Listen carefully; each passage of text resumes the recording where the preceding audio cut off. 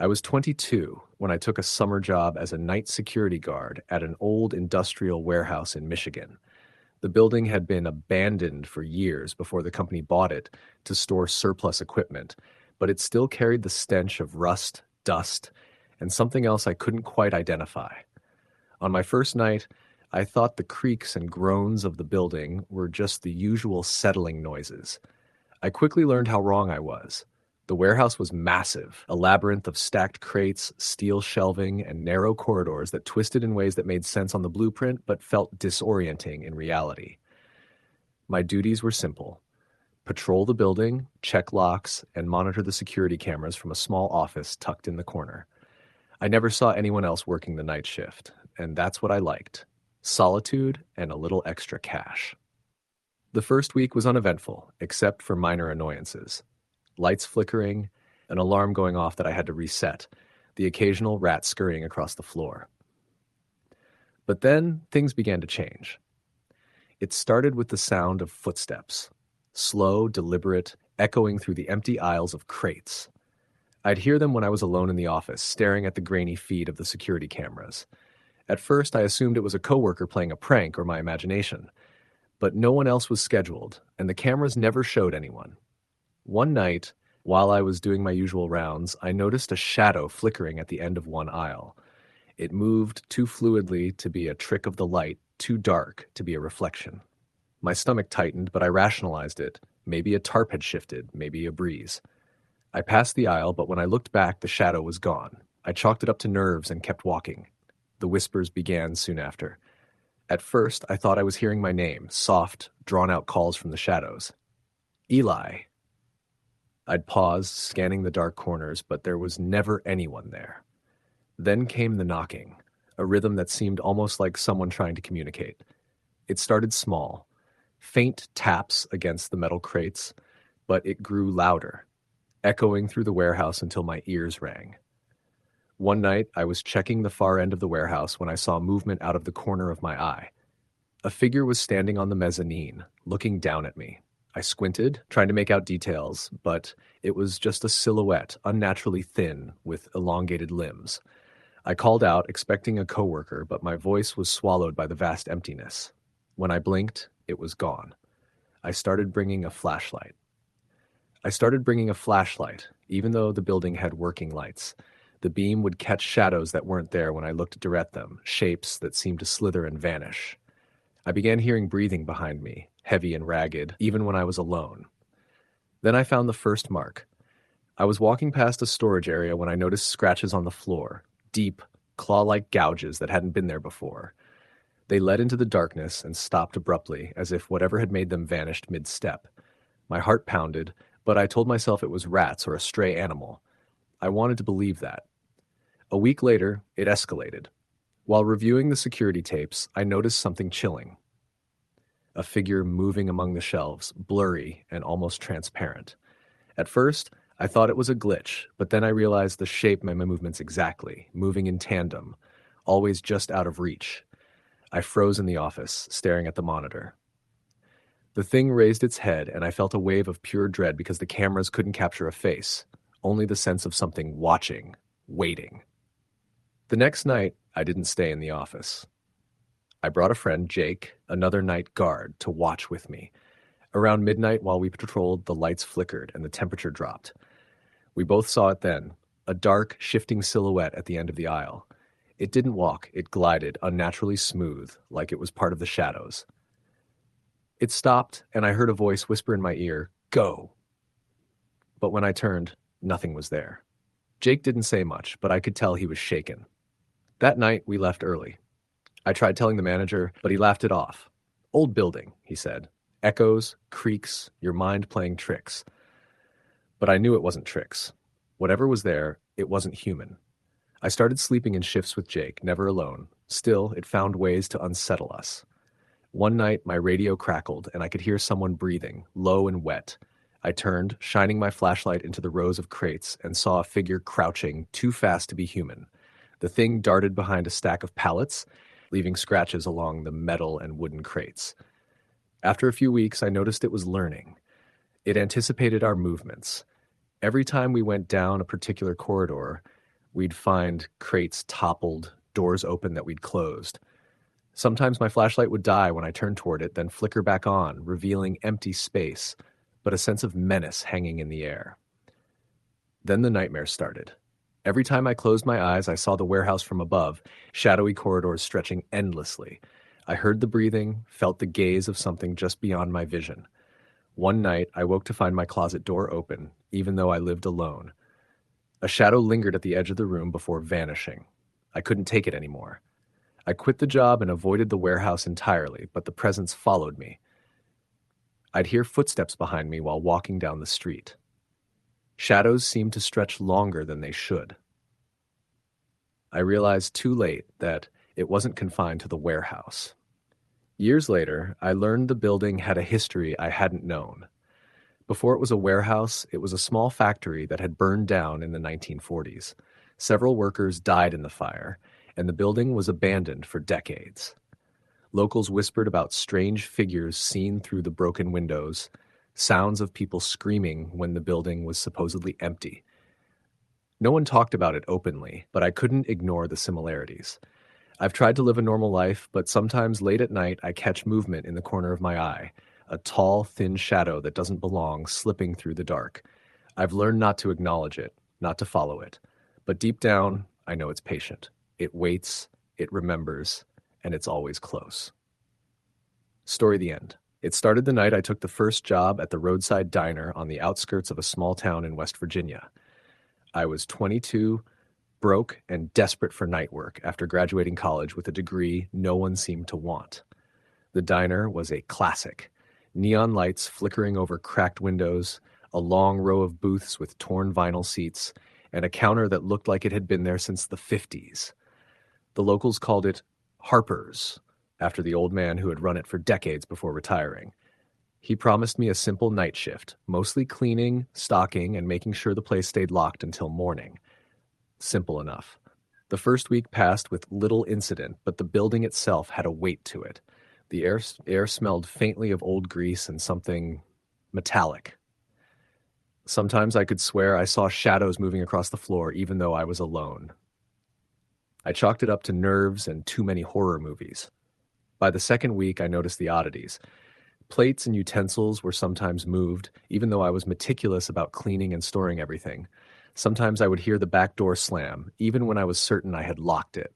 Once, I heard a faint whisper behind me while I was wiping down the counter. "Leave. Now."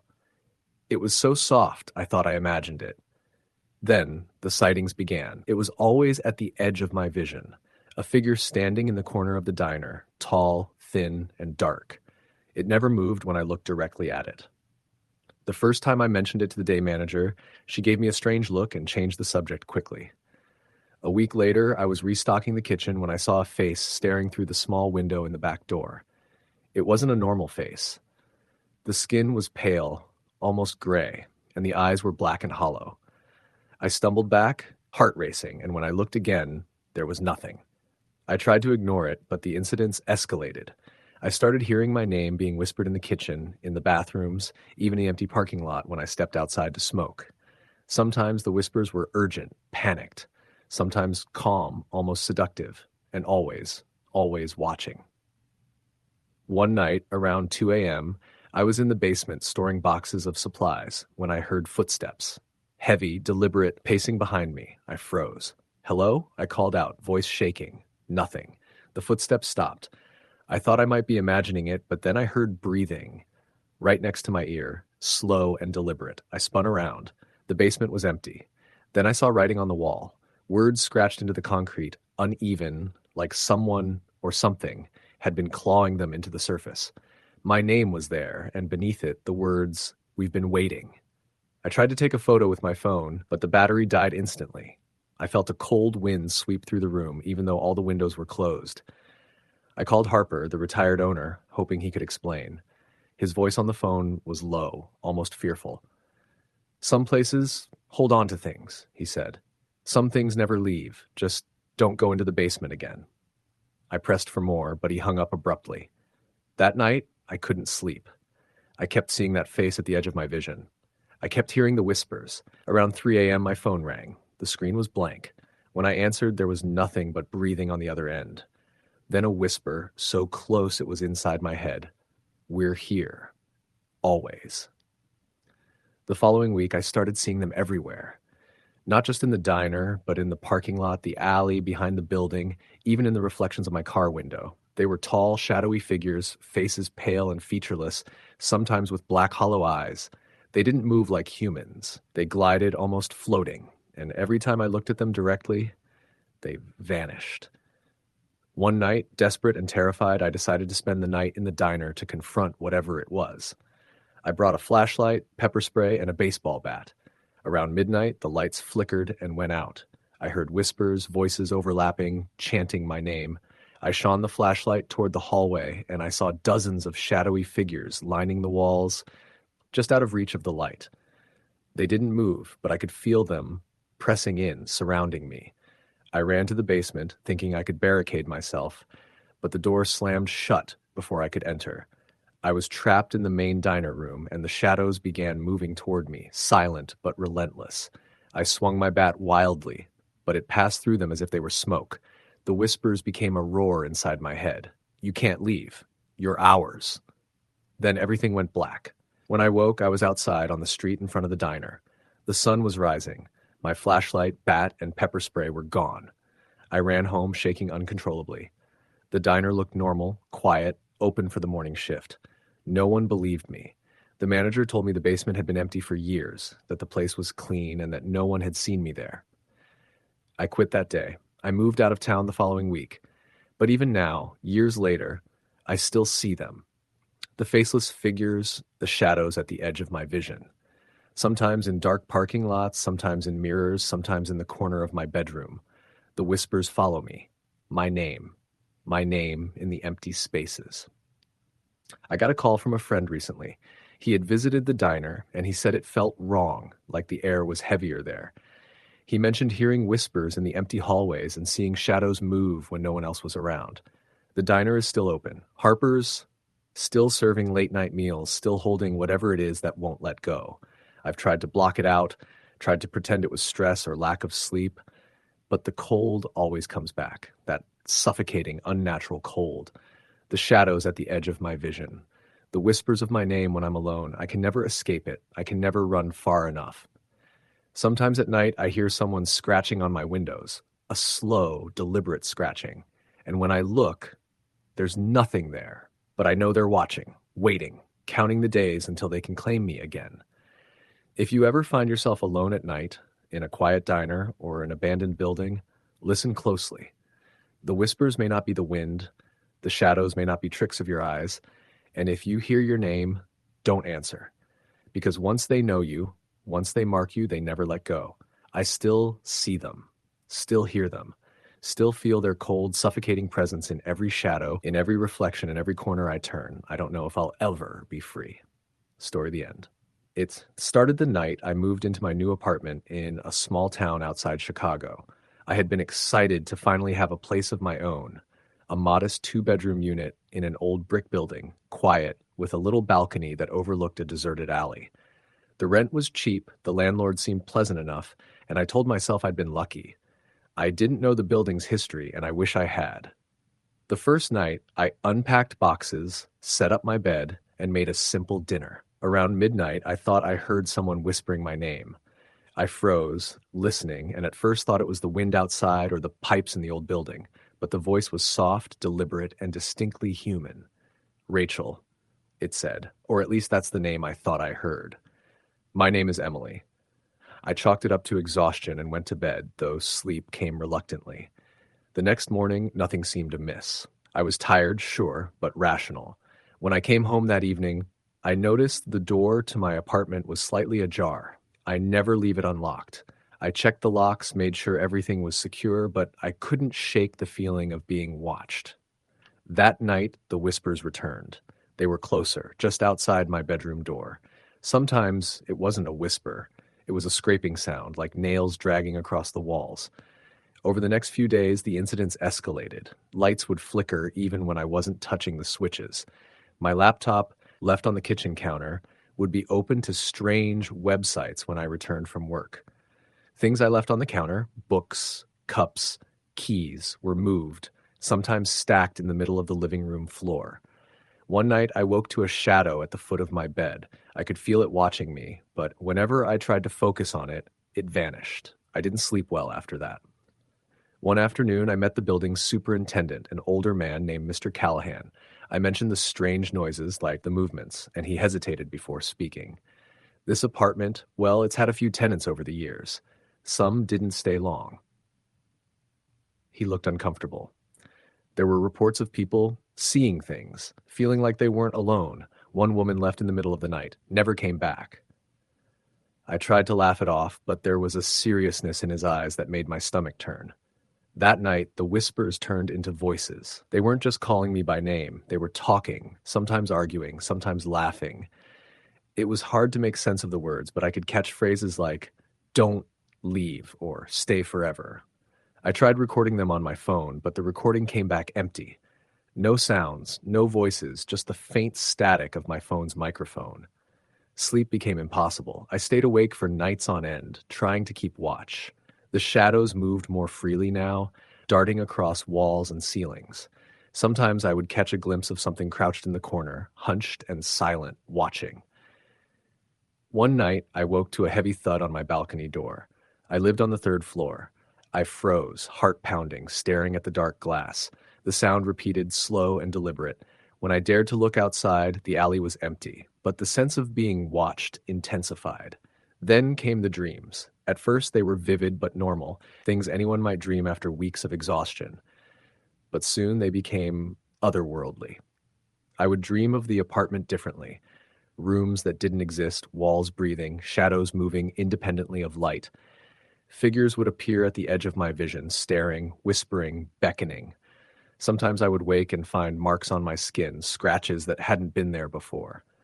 One night I woke to the sound of crying. It was coming from inside my apartment, low and guttural. I followed it to the bedroom, and there, standing in the middle of the room, was a little girl. She looked about 5, dressed in tattered clothing, hair matted, eyes wide and unblinking. She didn't speak, but the crying filled the room, echoing off the walls. I tried to approach, but she vanished before I could reach her. The air felt cold, heavy, like the weight of someone pressing down on me. The days merged into nights. I stopped going to work, stopped answering calls, stopped leaving the apartment. Food would appear in my kitchen when I didn't buy it, cold and untouched, sometimes rotten. Mirrors reflected things that weren't there, faces pressed against the glass from the inside, shadows moving against their own rules. I began hearing footsteps in the hallway outside my apartment, slow and heavy, as if someone or something was pacing, waiting. One evening, I called the landlord, desperate for answers. "There's nothing wrong with the apartment," he said, his voice calm. "Maybe you're just stressed. Moving can do that to people." I insisted, told him about the voices, the shadows, the girl. He paused. Then he sighed. "Emily, listen, this unit has a history. Things happened here. People have disappeared. Some tenants went mad. Most left without explanation. I don't know why you're experiencing this, but you should leave. Now." I didn't take his advice seriously at first. I thought he was exaggerating, trying to scare me into leaving. But that night I saw something that made me pack immediately. The bedroom walls were moving, pulsating like they were alive. The shadows had multiplied, filling every corner, crawling across the ceiling, pressing against the floor. The little girl appeared again, standing silently, staring. But now there were others, figures, tall and thin, faces obscured by shadow, moving toward me, their limbs twisting unnaturally. I grabbed my keys, my phone, anything I could carry, and ran. I didn't stop until I was halfway to my parents' house in the next city. I stayed with them for a few days, trying to recover, but the apartment lingered in my mind. Every night I could hear whispers, faint and distant, as if the building itself had followed me. Eventually, I tried to return to gather my belongings properly. I parked outside and looked at the building. The windows glowed faintly, as though it was early afternoon. I felt it before I even stepped inside. The weight, the presence, like the air itself was watching me. I opened the door, and the apartment smelled of something dead, cold, and damp. My boxes were untouched, but the walls were scratched with words, "You can't leave." I dropped everything and ran. I haven't returned since. The apartment is still there, Still rented, I assume, waiting for the next tenant. I know the building doesn't care who you are or what you believe. It only wants to keep you, to pull you into its darkness, to whisper to you until you can't tell reality from nightmare. I tried to warn others, but most think I'm exaggerating or worse, crazy. But I know the truth. The apartment waits, and if you move in, it will find you, whisper your name, follow you, haunt you until you belong to it as it does to the others. I can still hear it sometimes in the quiet moments, faintly, calling me back, promising that one day I'll come home to it. Story the end. I had always loved staying in old motels. There was something about the faded neon signs and the creaking floors that felt like stepping into another time. So, when I was driving across Oklahoma for work, I didn't hesitate to book a room at a small roadside motel just outside a tiny town. It was late, around midnight, when I pulled in. The office was dimly lit, and the man behind the counter looked older than the building itself, wearing a flannel shirt and a blank expression. He barely acknowledged me as he handed over the key to room 7. The room itself was small, with floral wallpaper yellowed by time and a faint smell of mildew. I unpacked my bag, brushed my teeth, and collapsed onto the bed, exhausted from the long drive. At first, everything seemed normal. The hum of the old air conditioner, the occasional car passing outside, the ticking of a cheap wall clock. These were all mundane, familiar sounds. But then I heard it, a soft knock at the door. I froze. It was a gentle, almost hesitant knock, like someone testing whether anyone was inside. I assumed it was a late check-in, maybe another guest, but when I looked at the door, no one was there. I checked the peephole, empty. I shrugged, thinking maybe it had been the wind, and went back to bed.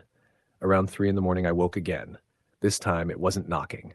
It was footsteps. Heavy, deliberate footsteps pacing outside my door. They stopped and started again, slow, measured, coming closer and then retreating. My heart started racing. I considered calling the front desk, but something in the silence told me that no one would answer. I lay there, paralyzed with fear, until the footsteps finally ceased. Then came a soft whisper, almost unintelligible, but definitely a voice. I couldn't make out the words, but it felt like it was coming from right outside my door, just inches away. I got up, grabbed the baseball bat I always kept in my car for emergencies, and slowly opened the door. Nothing. Empty hallway. The flickering light above the door buzzed quietly, casting shadows that seemed to stretch and move on their own. I spent the rest of the night sitting in the corner of the room, listening. Every so often I'd hear the whisper again, soft and deliberate, echoing off the thin walls. By dawn, I was shaking, exhausted, but relieved that the night was over. I packed my bag and went to the office to check out, eager to leave. The man behind the desk looked at me strangely as I returned the key. "Rough night?" he asked. His tone wasn't mocking, just strange. I didn't sleep much," I said, forcing a smile. "Place is kind of old." He didn't answer, just nodded slowly, staring past me as if I weren't there. When I walked out to my car, I noticed the room's window. My window was open. I was certain I had locked it before going to bed. The thought made my stomach twist. I got in my car and drove away as fast as I could. A week later, I was talking to a coworker who grew up in that area. I mentioned the motel, the strange man, and the whispers. Her eyes went wide, and she leaned in. "You stayed at the old Miller's Motel, didn't you?" I nodded. Her voice dropped. "People don't stay there anymore. Some say the owner died in room 7 years ago. Others say guests would check in and never leave. Weird things happened there for decades." I tried to shake it off, but the memory of those footsteps and that whisper stayed with me. Months passed, and I hadn't thought about it much, until the night I woke up in my apartment in New York. It was quiet, dark. Then I heard a whisper, soft, deliberate, calling my name. I froze. The voice was unmistakable. I turned on the lights, looked around, nothing, but I knew. I could still hear it sometimes in quiet moments in the dark. That motel, that room, that presence, it followed me somehow. It was waiting, patient, lingering just outside the edge of perception. And I've learned that some things, once encountered, don't stay behind. They travel, silent and unseen, carrying the memory of the places they once haunted and the people they touched. Even now, if I'm alone in a hotel, in a quiet apartment, or on a dark road, I feel it. The weight of someone watching, whispering, waiting for the right moment. I never knew why it chose me, but I know it did. And I know it won't ever stop. Story the end. I had just turned 24 when I moved into my first apartment in a small town in Pennsylvania. The place was cheap, slightly run down, and perfect for someone like me, just out of college trying to start fresh. It was a two-story unit, old but with character. Creaky wooden floors, a fireplace in the living room, and large windows that overlooked the empty street. The first few weeks were uneventful. I loved the quiet, the isolation, the way the evening fog rolled in over the town. Then the strange things began. At first, it was subtle. Doors I was sure I locked found unlocked, lights flickering, objects slightly out of place. I told myself it was stress, that maybe I was just tired from work. But then I began hearing footsteps, soft, deliberate, pacing above my bedroom ceiling. I lived alone. The building had a second floor, but it was empty. No neighbors, nothing. One night, around 2 a.m., I woke to a low scraping sound, like nails dragging across the hardwood upstairs. My heart was racing. I grabbed my phone and called my best friend, trying to sound casual.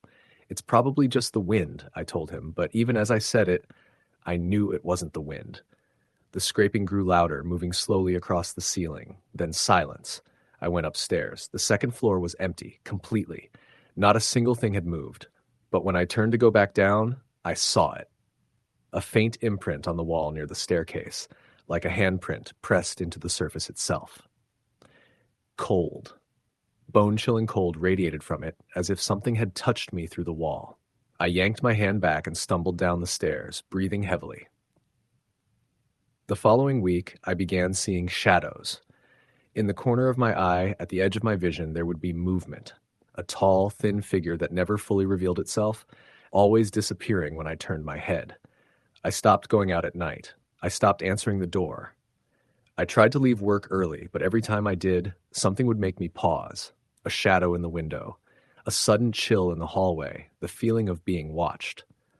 One night I woke to the sound of whispering, low, incomprehensible, coming from the living room. I didn't have visitors. No one could be inside. I grabbed a flashlight and slowly crept toward the source. My hand shook as the beam of light cut through the darkness, and there it was. The figure, standing near the fireplace, impossibly tall, unnaturally thin, face featureless except for two deep black voids where eyes should have been. I froze. The figure tilted its head slightly, as if acknowledging me. I could feel it in my chest, the oppressive weight, the awareness that it was more than just a shadow. Then it moved, slowly, not running, not rushing, just gliding, impossible speed, right past me toward the staircase leading to the second floor. I wanted to scream, but no sound came. The next morning, I found scratches along the stair railing. Deep, jagged, as if someone or something had clawed at the wood with unnatural strength. My neighbors were out for the summer. No one had keys besides me. The landlord brushed it off, saying the building was old, that wood creaks and groans, but I knew what I had seen. It escalated after that. Every night, I would hear it pacing upstairs. I started setting cameras, hoping to capture something. Footage was always corrupted, blurry, or showed nothing at all. My sleep was gone. I stopped eating properly. I stopped calling friends. The shadow seemed to know me, follow me, learn my routines. One night, I woke to the sound of someone or something descending the stairs.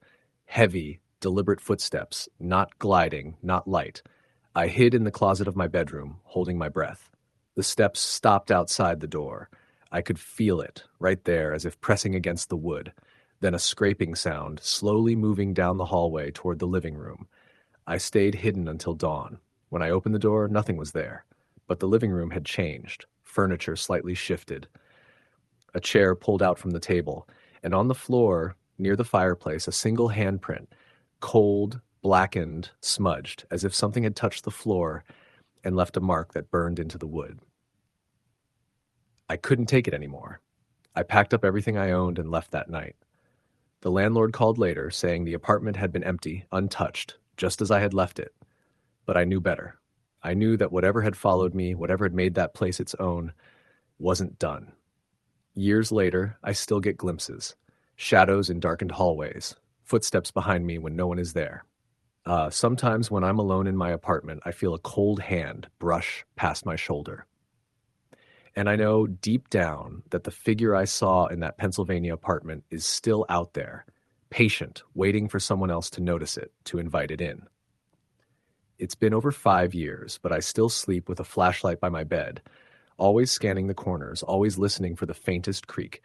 Because I know the moment I stop paying attention, it will return, and I might not be able to hide this time. Story the end. It started the night I moved into my new apartment in a small town outside of Chicago. I had just graduated college and took a job at a tech company downtown. The apartment was cheap, but the rent was reasonable for the area, and the landlord assured me it was safe. Quiet neighborhood, good neighbors. The building itself was old, brick and mortar from the 1920s, with narrow hallways and creaking floors. I didn't think much of it at first, just chalked it up to age. But the first night made me reconsider. I was unpacking boxes in the living room when I heard it. A knock on the front door. I paused, expecting maybe a neighbor, but no one had a key to the building besides tenants. I called out, "Hello?" There was no answer, just the faint echo of footsteps in the hallway. I shrugged it off, thinking maybe it was the pipe settling or someone in the building's basement. I locked the door and went to bed. Around 3 a.m., I woke to the sound of someone walking in my apartment. Not knocking, not tapping, walking. My bedroom was at the far end of the apartment. I could hear soft steps on the hardwood floors, moving slowly but deliberately toward my room. My heart raced. I grabbed the baseball bat I kept under the bed and listened. The steps stopped right outside my bedroom door. Then silence. I stayed still for what felt like an eternity. Finally, I worked up the courage to peek through the door crack. The hallway was empty. I switched on my bedroom light and checked every corner. Nothing. But I couldn't shake the feeling that someone had been there. Over the next few days, small things started happening. My keys would disappear, only to be found on the kitchen counter. Dishes would be out of place. My laptop, left on the dining table, would be closed when I returned from work. I thought it was forgetfulness, maybe even mild sleepwalking, but deep down I knew it wasn't me. One night, about a week after moving in, I was on a late-night video call with my sister. We were talking about nothing when she suddenly froze. "Wait, did you see that?" she asked.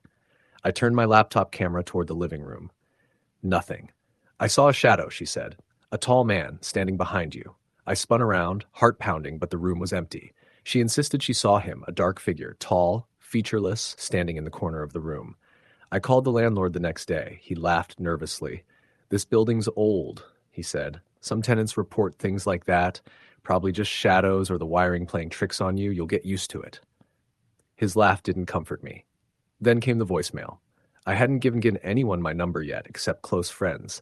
I checked my phone and found a single missed call from an unknown number. I listened, a low whisper. "I see you." The line went dead. I stared at the phone, frozen.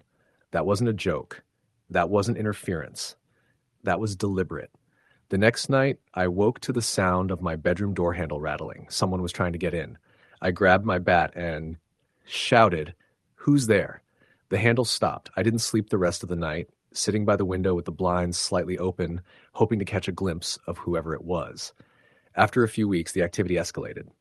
I would wake up to find my apartment rearranged, chairs pulled out, drawers opened, doors left ajar.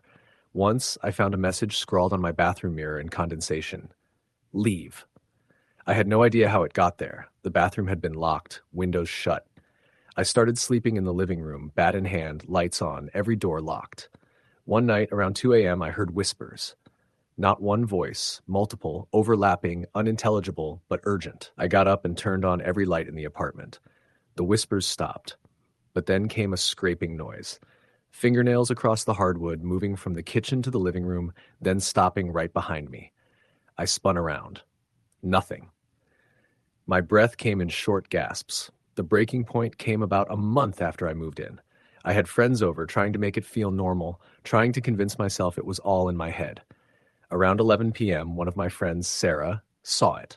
She froze mid-sentence. "Is he behind you?" she whispered. I turned.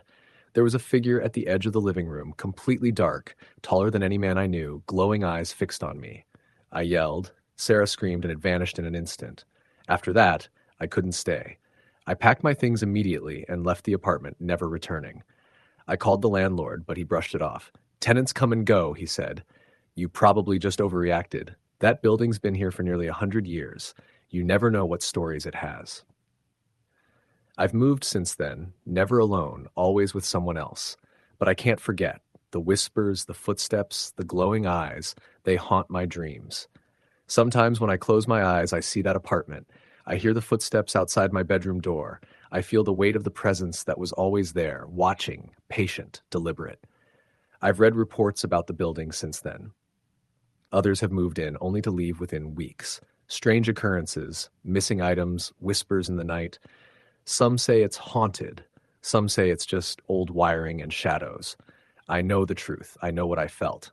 Even now, years later, when I'm alone at night, I can't shake the memory. I check the locks, double-check the doors, keep the lights on, but I know that the presence isn't gone. It's patient. It waits.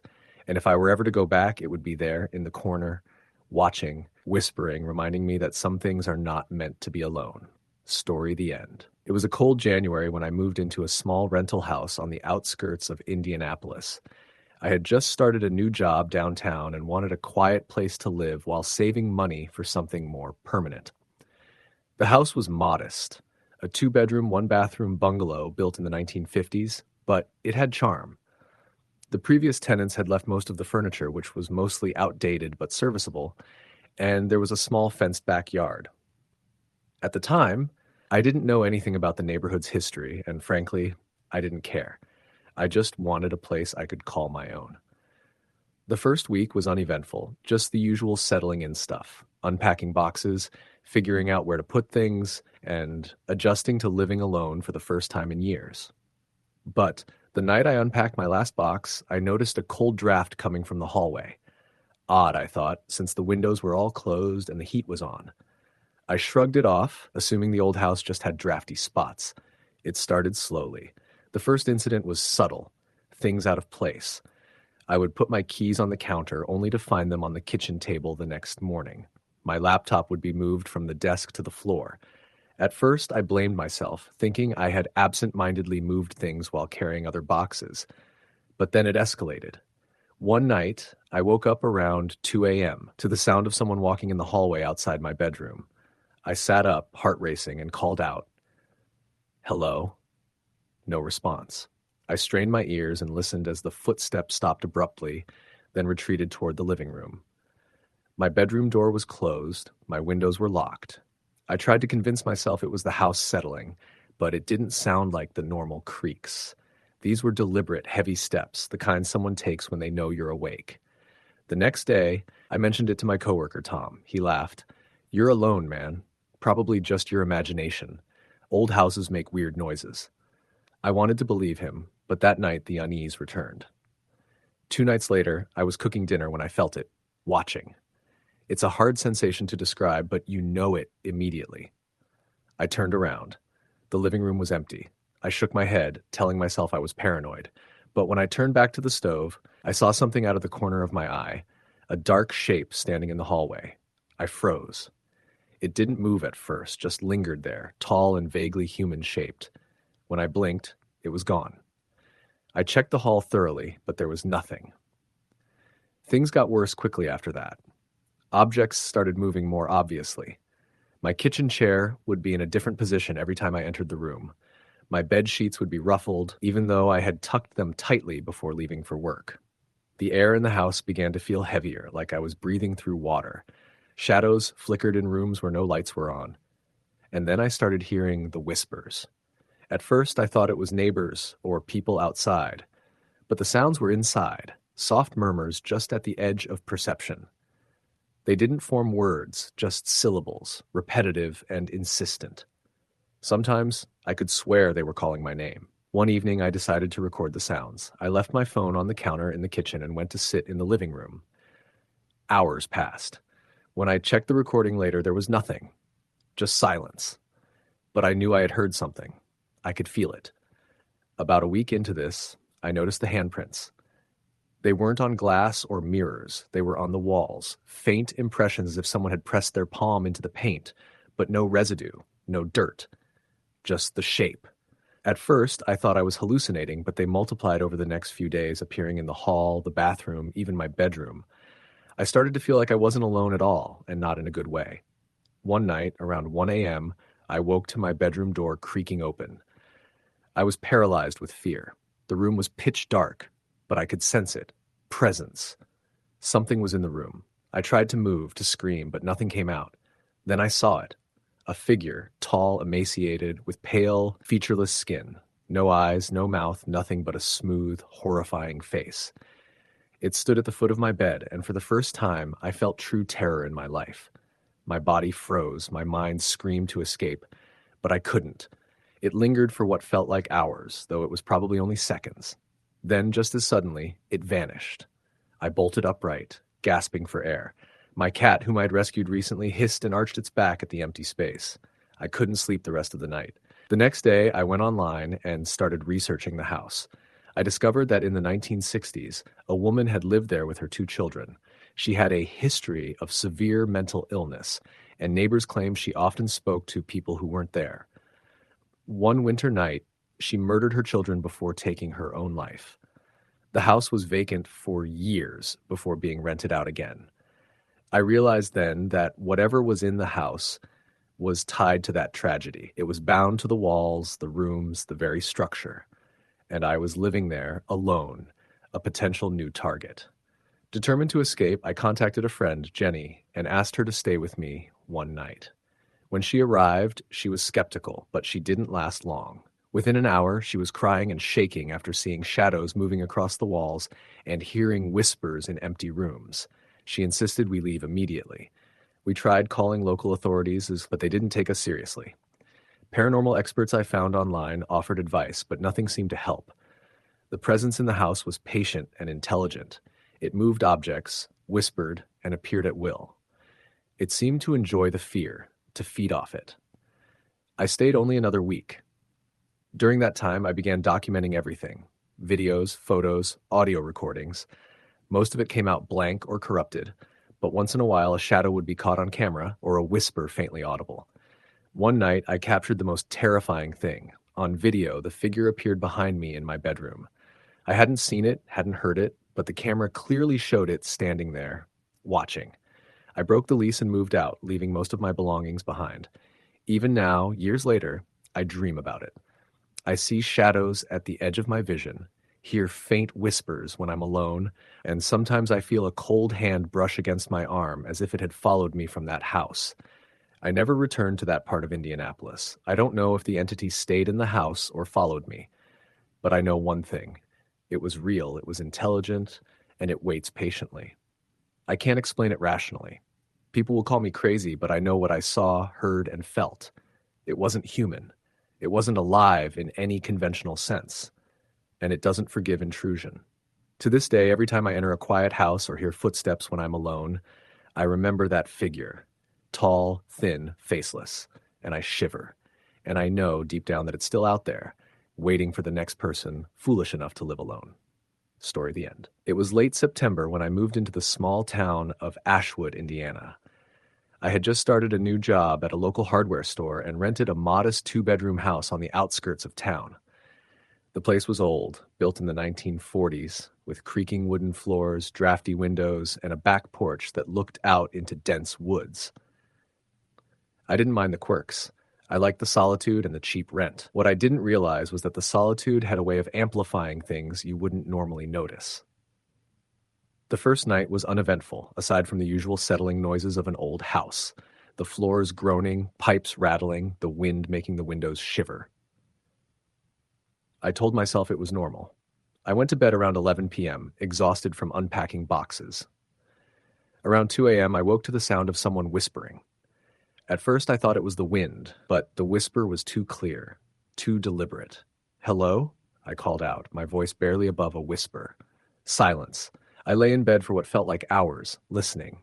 The whispers came again, soft and urgent, but impossible to make out clearly. I told myself I was imagining it. Old houses play tricks on your mind. The next night, I was unpacking more boxes when I noticed something strange about the hallway. The shadows seemed darker, thicker. They moved slightly, like they were aware of me. I shrugged it off and went about my work. Later that evening, I was in the kitchen when I felt it. A cold presence, like someone had just walked past me, brushing my shoulder. I turned, but no one was there. Over the next week, the occurrences escalated. I would hear footsteps in the hallway when I was the only one home. Doors would slam shut on their own. I started seeing fleeting glimpses of a figure out of the corner of my eye. A woman, pale, with long dark hair, standing at the edge of the living room before disappearing when I looked directly at her.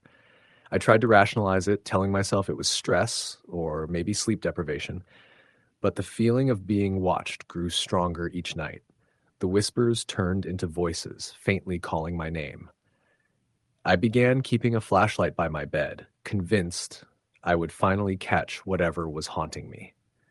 One night, I woke up around 3 a.m. to a loud thump from the attic. My house had an attic access panel in the hallway, a simple wooden door. I froze, listening. The sound came again, like something heavy being dragged across the floor. I grabbed a baseball bat and cautiously climbed the attic ladder. The attic was dark and dusty, filled with old furniture and boxes. At first, I saw nothing, then a shadow moved at the far end. I raised the flashlight, and for a brief moment I saw her. A woman, thin, with hollow eyes, standing over a dusty trunk. She looked at me and mouthed something. "Help!" I stumbled back, heart pounding. "Who are you? What do you want?" I shouted. The shadow shifted, and then the attic was empty. The trunk remained closed, undisturbed. I didn't sleep the rest of the night. By morning, I tried to distract myself, but the sense of unease lingered. I went about my day at work, telling myself I needed to focus on something else, anything else. But when I returned home that evening, the air felt heavy, oppressive. I was unpacking a box of kitchen utensils when I heard the soft sound of crying. Not sobbing, just quiet, mournful crying coming from the hallway. I followed it, flashlight in hand. At the end of the hall, I saw her again, the pale woman, tears streaking her face, staring at me silently. Her lips moved, forming words I couldn't hear. I reached out, and she vanished into the wall like mist. I decided then to do some research. I went to the local library and asked about the house. The librarian, a middle-aged woman with a serious expression, frowned when I mentioned the address. "That place," she began slowly, "was built over the ruins of an older home. Back in the 1920s, a woman named Clara Whitman lived there. She disappeared one night. No one ever found her. After that, the house was rebuilt, but people say the land is unsettled." I left the library shaken. The pieces were starting to fit together. The woman I kept seeing had to be Clara. She was trapped, unable to move on. That night, I decided to stay awake, watching, waiting. Around midnight, I heard her again, whispering. "Help me." I called back. "I'll help you. What do you need?" The whispering grew louder, surrounding me. The air grew icy, and I could see my breath fog in the flashlight beam. Suddenly, the attic door creaked open by itself. The temperature dropped drastically. I could see my own panic reflected in the beam of the flashlight. Slowly, I climbed the ladder again. In the attic, she was standing there, pointing at an old trunk I had ignored. My hands shook as I opened it. Inside were personal belongings, an old diary, letters, a small locket with her picture inside. I picked up the diary. The entries described Clara's life, her fears, and her sense of being watched in her own home. The last entry ended abruptly. "They are coming for me. If anyone finds this, please save me. Don't let them take me." I felt an overwhelming sorrow, a weight in my chest, as if her pain had seeped into my own body. I kept the diary close, and over the next few nights, the manifestations grew more intense. She would appear in the kitchen, the living room, always whispering, crying. The temperature would plummet when she was near. Then, one night, I did something I hadn't dared before. I spoke directly to her. "Clara, I'm here. I'll help you. Tell me what to do." Her eyes met mine, hollow yet pleading. She gestured toward the attic. I climbed up, flashlight in hand. The trunk was open, but now there was an envelope inside, yellowed with age. I opened it and found instructions, directions to a small cemetery on the outskirts of Ashwood, a place marked as abandoned on old maps. The next day I followed the directions. The cemetery was overgrown, forgotten, with headstones barely visible through the weeds. In the center was a grave with no marker, just a mound of earth. I dug, hands trembling, and found a small wooden box. Inside was Clara's remains, along with a note asking for her to be buried properly with the locket and letters. I reburied her with care, marking the grave myself. The night I finished, the air felt lighter. The whispers ceased. The shadows didn't follow me anymore. For the first time in weeks, I felt calm. But sometimes, When the wind is just right and the house creaks in the dark, I still feel a presence, gentle, watching from the corner of the room. I like to think it's Clara, finally free, but there's a part of me that knows she's still close, still aware, still waiting. Story the end. It started with a Craigslist ad. I was looking for a cheap apartment in a small town in Maine, somewhere I could stay while finishing my thesis and saving money. The ad was simple: room for rent, cheap, quiet house, no pets. The photos showed a modest two-story home on a quiet street lined with trees. It seemed perfect. I contacted the owner, an older woman named Mrs. Carter, and arranged to see the place. She was friendly, though a bit evasive when I asked about the history of the house. "Oh, nothing much," she said, smiling. "It's just a house." The first night I moved in, I noticed it immediately. The house was cold, not just in temperature, but in atmosphere. The air felt heavy, almost damp, and every floorboard groaned under my weight. I shrugged it off as old house quirks and set up my small desk in the bedroom. I was exhausted, so I went to bed early, but I didn't sleep well. Around 2 a.m., I woke to a faint scratching sound coming from the hallway outside my bedroom. At first, I thought it was a rat or some small animal, but the scratching didn't stop. It was steady, deliberate. I sat up in bed, heart racing, and listened. The sound moved closer to my door. I grabbed my phone and the flashlight, creeping to the door, but when I swung it open, the hallway was empty. I tried to ignore it, telling myself it was nothing. But every night, the scratching returned. Sometimes it was accompanied by whispers, soft and unintelligible. Other times, I would see shadows flickering at the corner of my vision. I started keeping a notebook, documenting the events, hoping that rational explanations would emerge, but there were none. One evening, while working on my thesis in the living room, I heard a floorboard creak behind me. I turned, but no one was there. Then I saw it, a figure standing at the top of the stairs. At first, I thought it was a trick of the light, but then it moved slightly, shifting its weight. It was tall, thin, and dressed in old-fashioned clothing, like something out of the 1920s. Its face was pale, almost waxy, and its eyes were dark voids. I froze. My mind screamed at me to run, but my body wouldn't respond. Then, as suddenly as it appeared, it was gone. I began locking myself in my bedroom at night, but the disturbances didn't stop. Objects would move. My keys would disappear from the counter, only to be found in the bathroom. Drawers would be left open that I had closed. One night, I woke to the sound of someone whispering my name, clear and deliberate. I sat up in bed, heart pounding, and saw a shadow move across the ceiling. I decided to confront Mrs. Carter about it. I asked if anyone had ever experienced strange things in the house. She hesitated, then said quietly, People don't stay here long.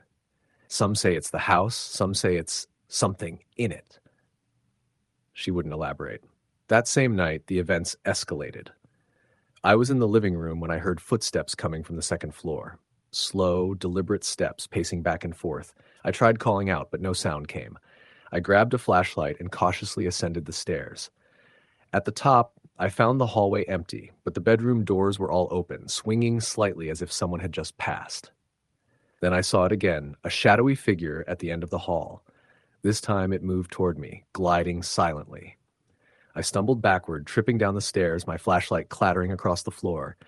The next day, I found scratches along the banister and the walls, deep, long gouges like someone or something had raked its claws. I showed them to Mrs. Carter. She just shook her head. "You need to leave," she said. "It's not safe here."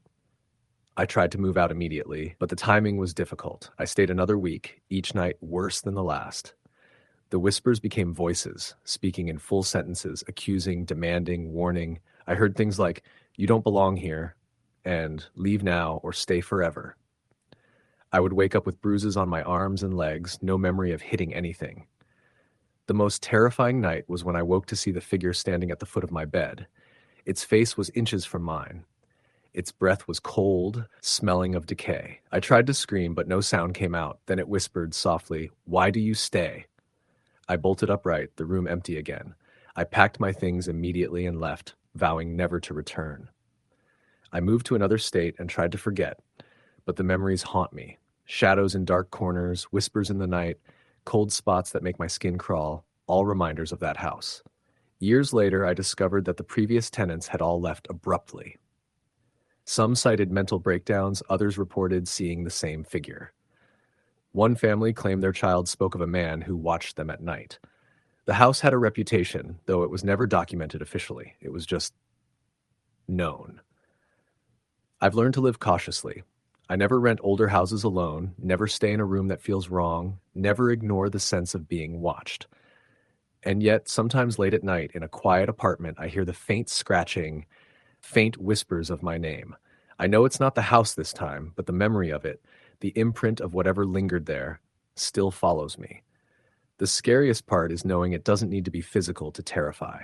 The presence, the shadow, the whispers, they are enough. They are patient, deliberate, and aware. And somewhere in some dark corner of the world, that house, or whatever it was, waits for the next person foolish enough to enter, alone in the dark. Story the end. I was 24 when I took a seasonal job as a night security guard at an old factory on the outskirts of Cleveland. The factory had been abandoned for nearly a decade, left to rust and rot after the owner went bankrupt. It was a massive, sprawling complex with multiple warehouses, loading docks, and office buildings. My job was simple on paper: patrol the property overnight, make sure no one trespassed, and report any break-ins. But I learned pretty quickly that some places aren't meant to be empty. The first week was uneventful. I would drive through the dark parking lot, flashlight in hand, checking doors and windows. Occasionally, a raccoon or stray cat would skitter across my path, and I'd laugh to myself, telling myself I was imagining things. The factory was eerily quiet, though. Even the wind seemed to sound different there, echoing through the hollow buildings in a way that made my stomach knot. By the second week, things started happening. I would hear footsteps behind me when I was alone in the warehouse, slow, deliberate, and heavy. I'd spin around with my flashlight, but nothing was there. The air would go cold suddenly, even in summer, and I'd see shadows flicker at the edges of my vision.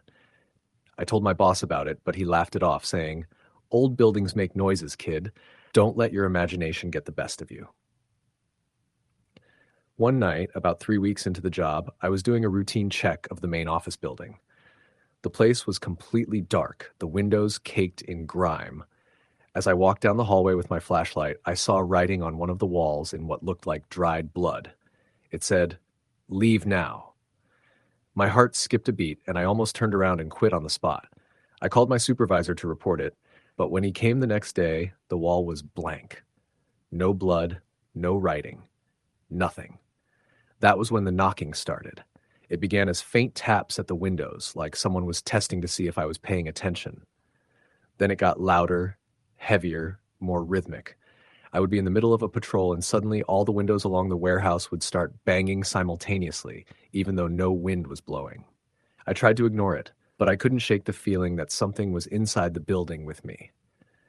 About a month in, I was patrolling the storage wing when I heard it, a low, guttural growl coming from the far end of the warehouse.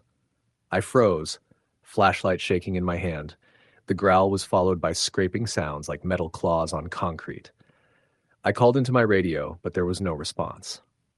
The factory's old intercom system, which should have been dead, crackled with static, then whispered my name. "Aaron! Aaron!" I dropped the flashlight. It clattered across the floor, illuminating nothing but empty crates and shadows. I left that night shaken, but the next shift I went back. I was determined not to let fear control me. That night, I was checking the basement area where old machinery and forgotten tools were stored when I saw it, a figure standing completely still in the corner, unnaturally tall and thin. Its eyes glowed a faint red, and it had no discernible features beyond a pale, elongated face. I swear it was staring directly at me, studying me. I froze. The figure tilted its head and vanished in a blink. After that, I started seeing more of them. Shadows that moved independently of the light. Figures glimpsed through broken windows, always just at the edge of visibility. Sometimes I would see them standing in the far corners of rooms I had just checked, only to vanish when I looked directly at them. The whispers came more often, calling my name, mocking me, warning me to leave. One night, it got worse. I was in the warehouse, doing my rounds, when I noticed a row of old lockers had been opened. I was certain I had locked them earlier. I approached slowly, heart pounding, and heard faint breathing inside. Then a voice, A child's voice, soft but urgent, whispered, "Help me." The hair on my arms stood on end. I swung my flashlight toward the lockers, but nothing was there. The following week, I quit. I couldn't handle it anymore. Driving away from the factory, I felt a strange sensation, like something was standing on the roof of my car. I didn't look back. Years later, I read an article about that factory. It had a history I hadn't known. During the 1970s, a fire had broken out in the building, killing several workers who were trapped inside. Some of them were never recovered. Local legends said the factory was cursed, that the spirits of the dead still wandered its halls, angry and trapped. I didn't need the article to tell me the truth. I had lived it. Every so often, I get a call from a friend who works in security asking if I want a temporary night shift. I always say no. But sometimes, when I drive past the outskirts of Cleveland, I swear I see a tall, thin shadow standing in the distance near abandoned warehouses, glowing faintly in the dark, and I feel it watching me, waiting for me to come back. I've never been the same since that job. I wake at night to the sound of scratching, whispering, footsteps on my floor. Sometimes I see shadows that don't belong. I can't explain it, and I know people will think I'm crazy, but I know what I saw. I know what followed me. And I know that some places, like that old factory, are never truly empty. Story the end. It was a cold January evening in rural Kentucky when Mark, a 32-year-old freelance photographer, decided to take a solo trip to an old logging town called Ravens Creek. He had read about the town's abandoned structures and forgotten roads in a travel blog and thought it would make for a perfect photography project. Ravens Creek was nearly forgotten by everyone outside the county. Only a handful of old residents remained, mostly avoiding the derelict buildings and the thick forest that surrounded the town. Mark arrived in the late afternoon. The sun was just dipping below the horizon, casting long shadows across the cracked asphalt streets. The air smelled of damp earth and decaying wood. He parked his car in front of what used to be the town's only general store. Its windows were boarded up, and the faded "Welcome to Ravens Creek" sign was barely hanging from a rusted chain. Mark adjusted his camera strap and started walking, taking photos of the empty streets, old rusted cars, and crumbling buildings. As night fell, he decided to check out the Old Town Cemetery at the far end of Main Street. The cemetery was surrounded by a wrought iron fence, bent and broken in places. Headstones leaned at odd angles, covered in moss and frost. Mark stepped inside, camera in hand, and began snapping photos of the crumbling gravestones. As he moved deeper, he noticed some of the graves were unusually fresh, though the inscriptions were worn and nearly illegible. One particularly tall grave stood out, a simple black granite slab with no name, just the date 1987 etched faintly.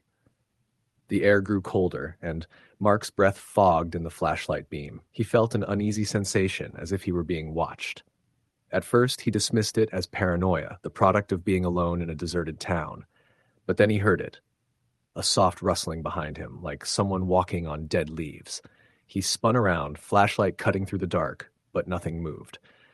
The rustling came again, closer this time, followed by a faint whisper that sounded like a child calling, "Hello?" Mark's heartbeat quickened. He whispered back, asking if someone was there, though he knew he was alone. The whisper repeated, slightly louder, but now it was indistinct, almost distorted. He turned toward the grave with no name and noticed something chilling. Small footprints in the frost, leading up to the slab. They looked human, but impossibly small, like a child's, yet the stride was unnaturally long. Shaking, Mark backed away toward the cemetery gate, but the gate wouldn't budge.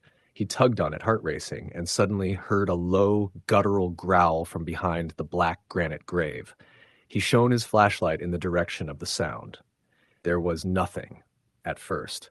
Then he saw a shadow move unnaturally fast, darting between the gravestones, stopping every few seconds to look in his direction.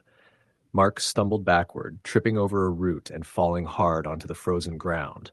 He scrambled to his feet and ran toward the edge of the cemetery, but the shadow seemed to mimic his movements, always just beyond the reach of the flashlight. He could feel the presence, heavy and malevolent, pressing in on him. Finally, after what felt like an eternity, he burst through the fence, tearing it apart enough to squeeze through. He didn't stop running until he reached his car. Shaking, he got inside, locked the doors, and tried to start the engine, The battery was dead.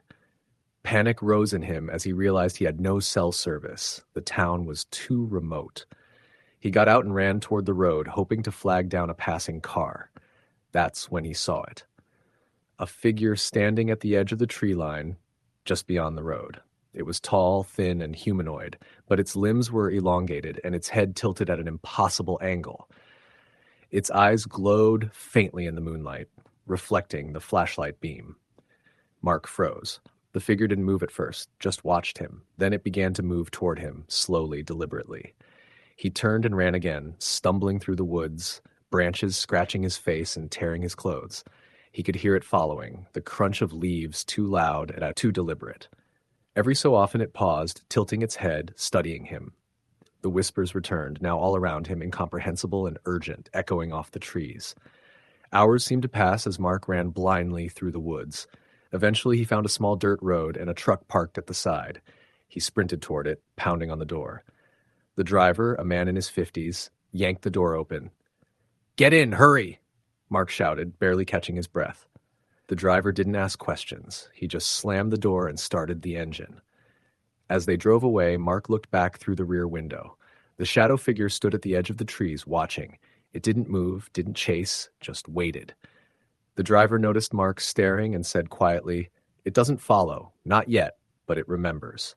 Mark stayed with the driver until dawn, telling him the story. The man nodded grimly. Ravens Creek has been haunted for generations. People disappear, people go insane, and some of them come back, changed. That cemetery isn't normal. That shadow, it's what's left when someone dies and doesn't want to stay gone. It waits for people like you, people who wander into its territory. Terrified, Mark left Ravens Creek that morning and didn't look back. He returned home to Kentucky, but the memories haunted him. Nights were worst. He would wake to the sound of rustling leaves outside his window, the shadows stretching across the walls, whispers in his apartment that didn't belong. Occasionally, he would see the faint outline of a tall, thin figure in corners, just beyond the reach of light, tilting its head in that same impossible way. Mark never returned to Ravens Creek. He burned his photos, deleted his files, and tried to convince himself it was a hallucination caused by stress and cold. But deep down, he knew it was real. The shadow had chosen to let him go that night. But it didn't forgive, it didn't forget, and it waited, patiently, for the next intruder into its domain. Years later, Mark still avoids forests, abandoned towns, and cemeteries. Sometimes, in the quiet of night, he hears soft footsteps behind him, faint whispers, and the unmistakable feeling that something is watching, waiting, just beyond sight. He knows it never left him. It followed. And he fears that one day it will decide he's ready to join the shadows in Ravens Creek. Story the end. I had just taken a new job as a night security guard at a small rural hospital in upstate New York. The hospital had been there for decades, a sprawling brick building with a series of old wings jutting out at odd angles. My job was simple: patrol the hallways, check that doors were locked, and make rounds every hour. Easy money for someone like me who preferred solitude, or at least that's what I thought. The first night I arrived around 11 p.m., the place was quiet, too quiet. Hallways stretched out in dim pools of light, and the smell of antiseptic mixed with something older, something musky I couldn't identify. I checked in with the front desk, got my keys, and began my rounds. The first hour was uneventful, just the echo of my own footsteps. Around 1:30 a.m., I reached the Old West Wing. It hadn't been used for patients in years. The hospital kept it locked except for storage. I noticed the door at the end of the hall, normally padlocked, was slightly ajar. A cold draft seeped through. I felt a shiver run down my spine, but assumed a janitor had left it open. I pushed it closed, locked it, and continued my rounds, but I couldn't shake the uneasy feeling. At 2:45 a.m., I was passing by the West Wing again when I heard a faint sound, like someone dragging a metal chair across the floor. I froze. The sound stopped. I waited, heart thumping, and then it started again, closer this time. I told myself it was the building settling, pipes, anything rational. But then I heard footsteps, bare, slow, deliberate, coming from the end of the hall. I grabbed my flashlight, the beam cutting through the darkness, and shined it down the corridor. Nothing. The floorboards were empty. I stepped forward cautiously, and the dragging sound resumed, moving from room to room, echoing down the hallway. My stomach churned. Something wasn't right. I turned to leave and noticed the shadow of a figure standing in the far corner of the hall. At first, I thought it was another guard, maybe one I hadn't been told about. But as I focused, I realized the figure wasn't moving like a human should. It was still, almost blending into the shadows, and its head was tilted slightly, unnaturally. I swallowed hard, and when I blinked, it was gone. I called the front desk, telling them I thought someone had broken in. They said they hadn't authorized anyone to be in that wing. They promised to send someone over, but they were slow, and I didn't want to wait. I continued my rounds, trying to convince myself I'd imagined it. Around 4 a.m., I heard a voice whisper my name. Soft, almost playful, like it was testing me. I froze. The hallways were empty. My flashlight flickered. The whispers came again, this time from directly behind me. I spun around. Nothing. I decided to leave the west wing entirely. As I reached the main hallway, I saw a door at the end slowly creak open on its own. My blood ran cold. I grabbed my radio and called the front desk. Something's in the west wing. I need someone here now. Static answered me. I called again. Nothing but static. My radio wasn't working. Then I heard it. A low, guttural laugh. Not human, not fully human. It echoed through the halls, bouncing off the walls, coming closer. I ran toward the front desk, and as I did, I felt a sudden pressure on my back, like someone or something had shoved me. I stumbled but didn't fall. When I looked behind, the hallway was empty. By 5 a.m., a maintenance worker arrived. I didn't even wait for him to say anything. I bolted out of the building. He tried to calm me down, asked what had happened, but I couldn't explain it. There were no footprints, no signs of forced entry, no disturbances, just a feeling, like the building itself had come alive and something was watching me, testing me. I quit that night. I didn't go back. A few weeks later, I heard from a former coworker that several guards had reported similar experiences in the West Wing. Footsteps, whispers, shadowy figures, and cold spots so intense it felt like the air itself was pressing down on them. No one could explain it. Some said it was the building settling. Others whispered about the hospital's past, a place where bodies were sometimes left in the old wing for days before burial, where staff had died under mysterious circumstances, where patients had vanished. I don't know what I encountered that night. I don't want to know. But whenever I drive past that hospital late at night, I feel a presence. Something patient, lurking, waiting. Something that remembers me. And sometimes in the silence of my apartment, I swear I can still hear the soft dragging of metal across a floor, the echo of footsteps, and a voice whispering my name. Story the end.